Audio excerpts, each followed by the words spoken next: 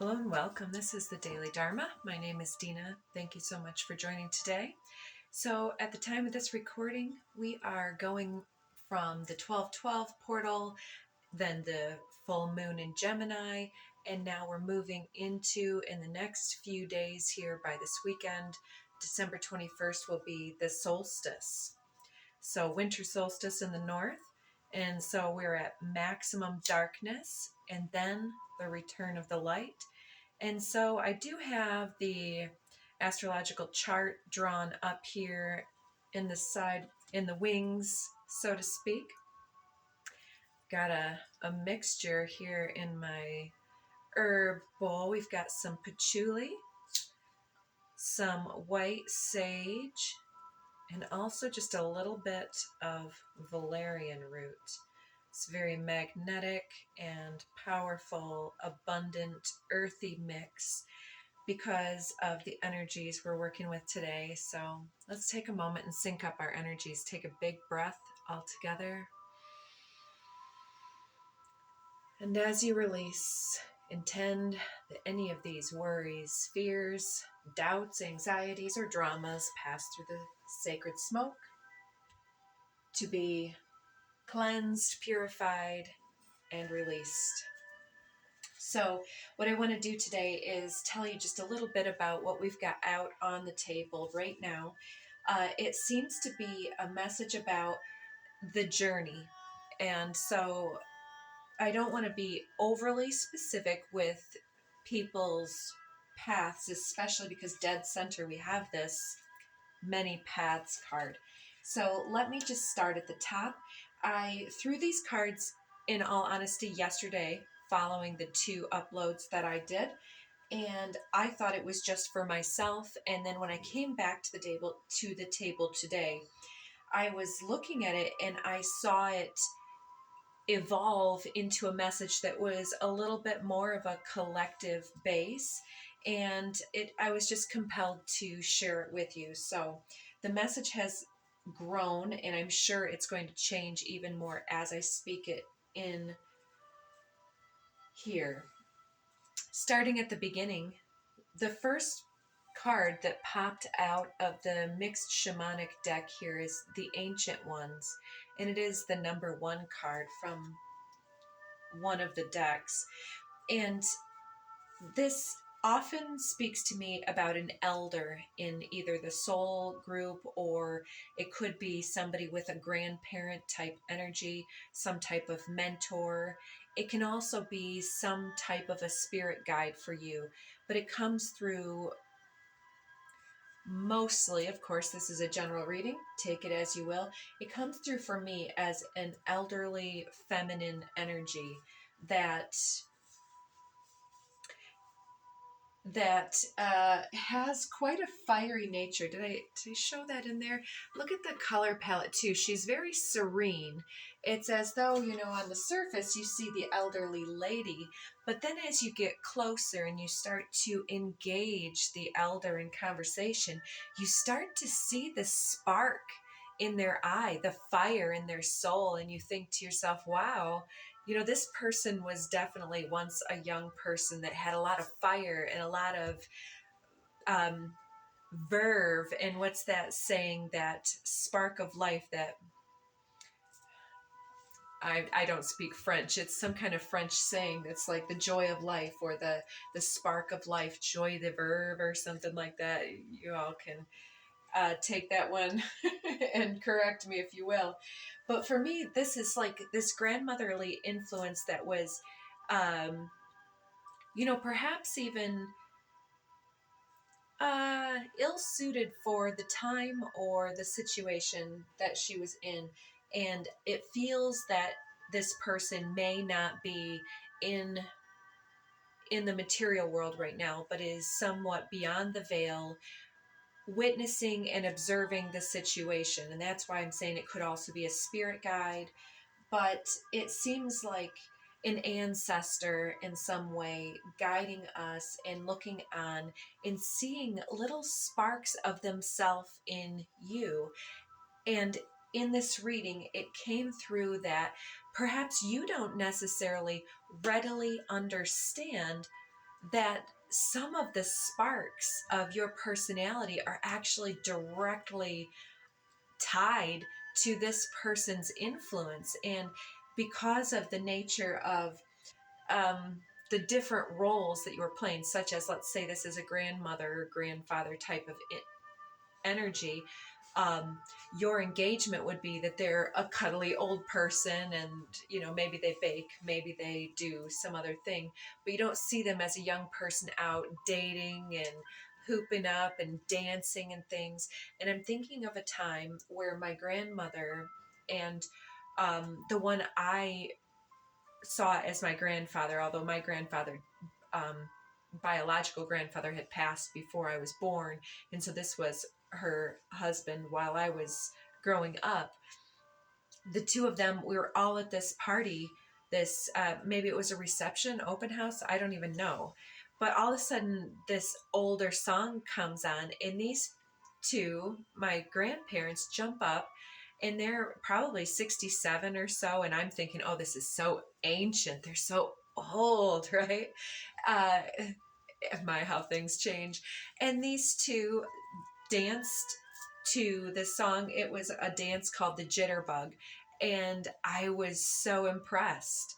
And I was astounded at how fun it looked and how they were just giggling like children out there. And they really, as you'd say back in the day, they were cutting a rug. And it is interesting how we can sometimes allow the mask or the role that people play in our inner narrative, perhaps alone, if not out in the world, the social masks.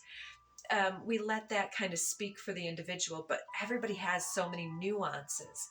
And so it seems that this individual is kind of like, share this message, share this message. I want to be seen through your eyes. They want you to see the world through their eyes from the end of life and beyond, to inform you in the present tense about the gifts that you are that you're already, first of all, in possession of, but also the great destiny that you're ready to unpack. And I'm not trying to speak in hyperbole in any way. It's a very inspiring message. So let's before we get into what's here this morning, I was going to shuffle them all together, and I wasn't going to share this message, so I put away the cards that I had out. And so this is probably part of the message. I won't even try to get into what I had, but I enjoyed this because it does correspond to what's here on the desk.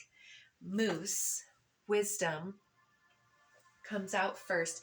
And these big saucer-like antenna, these antlers, I feel like there were many things in this moment talking about old times, like from when I was growing up. And so I know that that's not going to be relevant for everybody watching, because I know I have a large viewership that's younger than myself.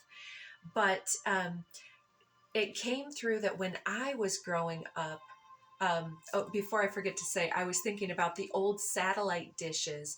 And, for those a little younger, you could look at it like those dish TV or whatever things, the little bitty satellite looking dish thing. Those used to be enormous in the side yard at first when they first came out. And that's kind of what I'm seeing here, is it's picking up signals from afar. There's a lot of mediumship happening here. So let me read this to you, because this is, again, the way that you are almost accidentally, on purpose, walking with some of the wisdom that this individual gave to you, that you may not even recall, and it may not have been verbalized and demonstrated, but it was a vibrational resonance that transferred to you nonetheless through various experiences, and the things left unsaid, and the interactions that you can bring your attention to in this moment, that were like, yeah, I saw them in that moment. They might not have said anything, but it changed you. So Moose, you have great wisdom that you carry with you. Let your head and mind reach to the stars, yet keep your feet grounded on the earth. Listen to the ancient wisdom in your soul. The ancestors speak through you. You know much. Is that so beautiful? So, this grounding into the earth, it is like that old antenna. It was grounded, it had the cables, it was very much reliant upon infrastructure for delivery, but it was intended to capture signals from outer space, from satellites, which orbit around us. So the great ethers, the ancestors, the guides, the intuitive hits, the soul resonance, our path calling us forward.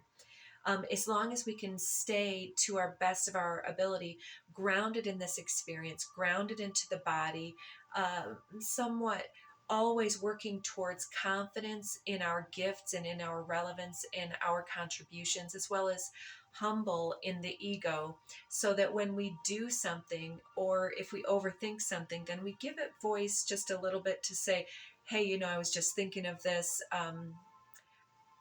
Letting sharing the messages forward that come to our mind, because there's some type of very brilliant information that is being captured in our literal etheric and energetic antenna that are bringing in so many various frequencies that we're kind of sorting through. And as the individual with the various frequencies come around, we can tune into their frequency and connect to the extension of that frequency to get the messages for them as well. So this is talking about that, bringing forth the prophecies, the messages, the intuitive hits for your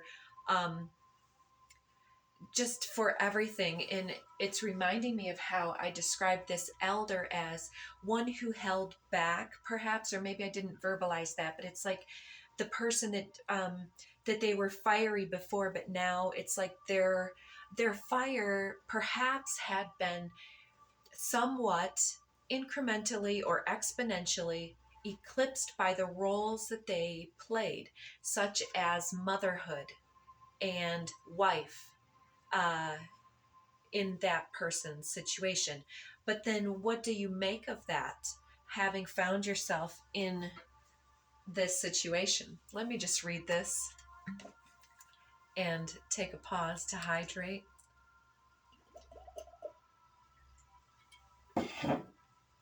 So much better. So, wisdom.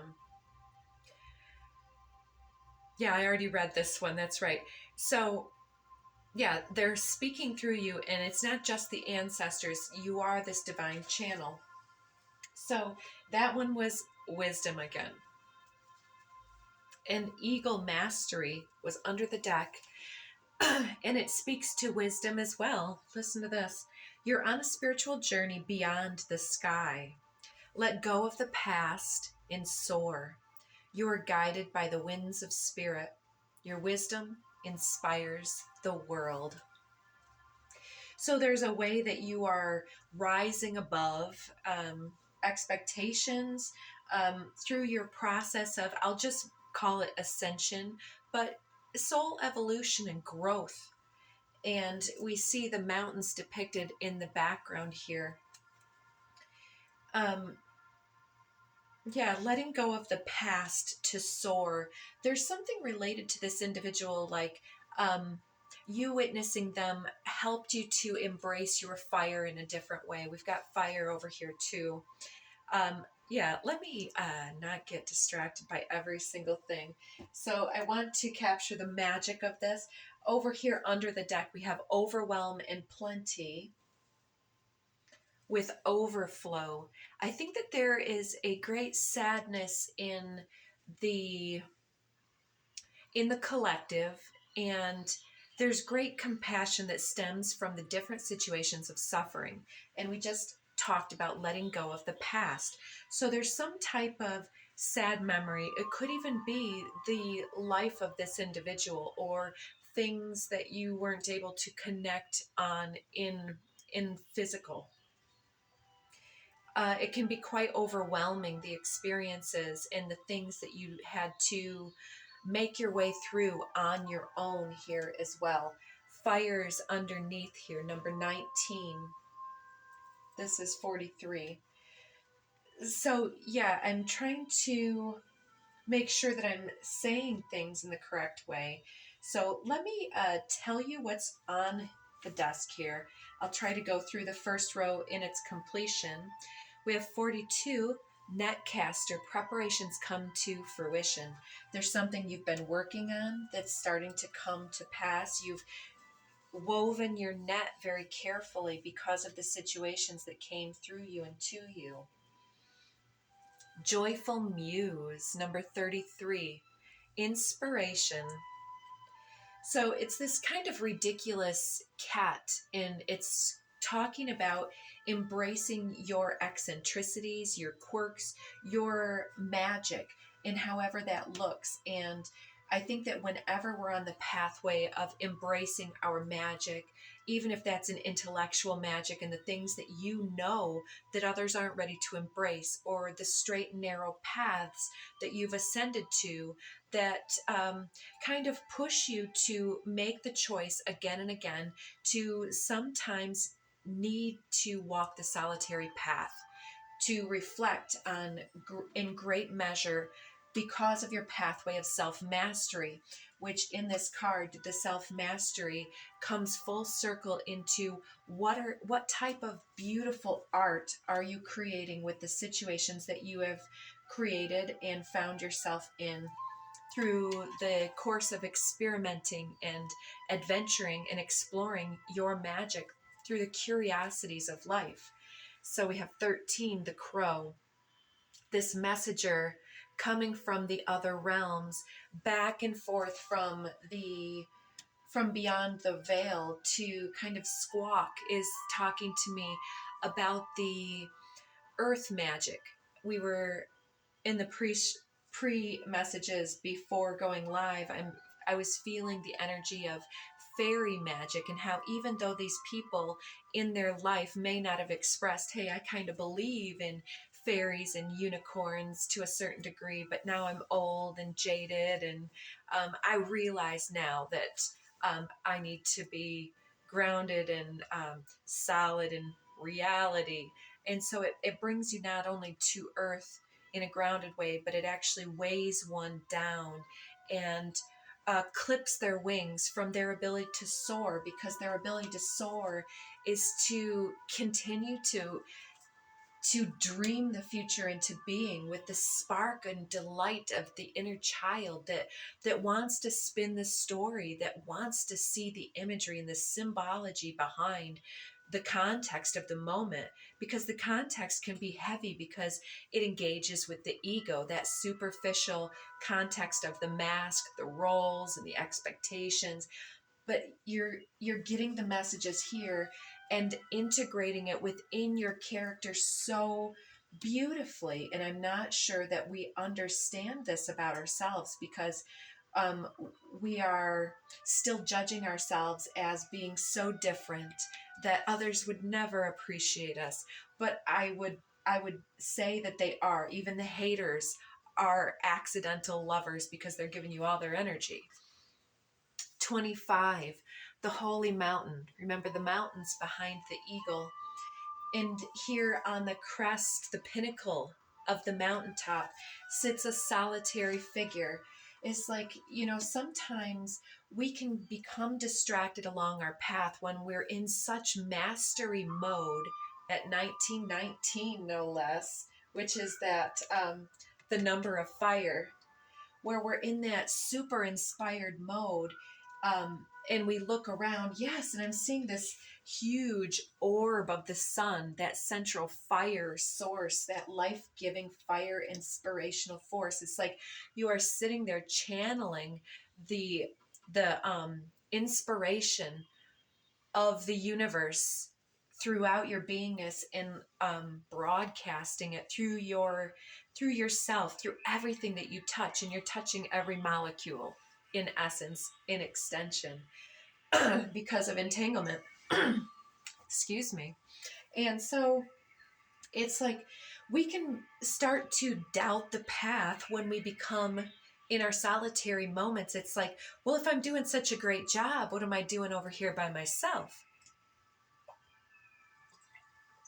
But the thing is,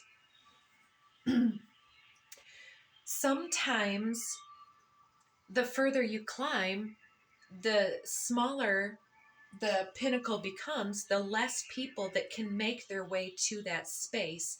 And so we're being reminded that we're not alone. Every molecule is still touching us, if you can follow this. And it's like, I don't want to make this into hierarchy. Again, it's just a symbol.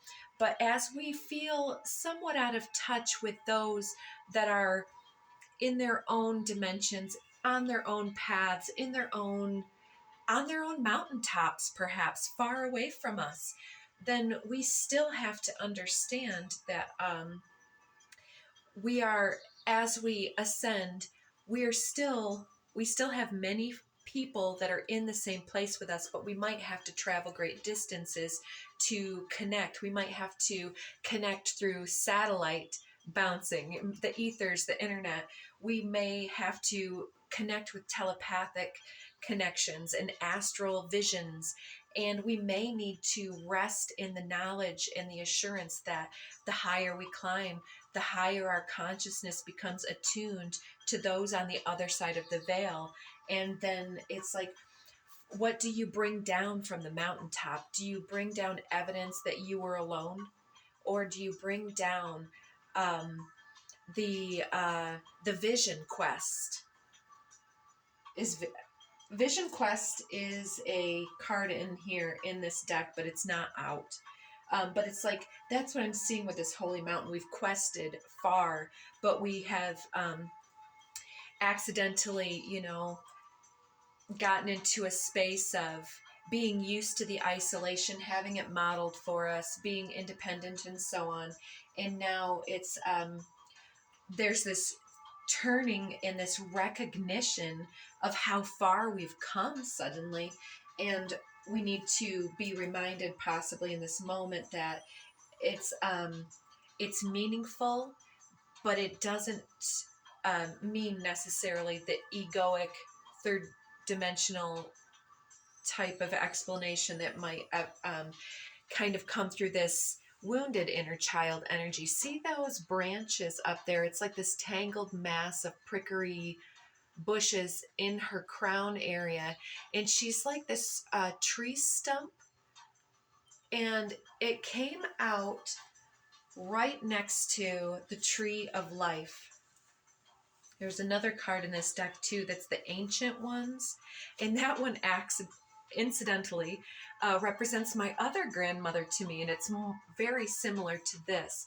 So it seems to be talking about how we grow into our expression here. In the tree of life, it comes from this fiery beginning where this individual is kind of feeling alone, left to console themselves. And then it becomes this beautiful, perhaps twisted, because, if you grow in a difficult environment, you might kind of need to twist and turn to get to the place that you need to go. You might need to be a little flexible in your growth, and it might be evidenced in the ways that you have become yourself. But I'm seeing all these little symbols around this child here, and it reads, the disowned self, root girl. And it's really talking about how we come from evidence that we just need to put on the mask, we just need to get up and go. But we've grown into something quite vastly different.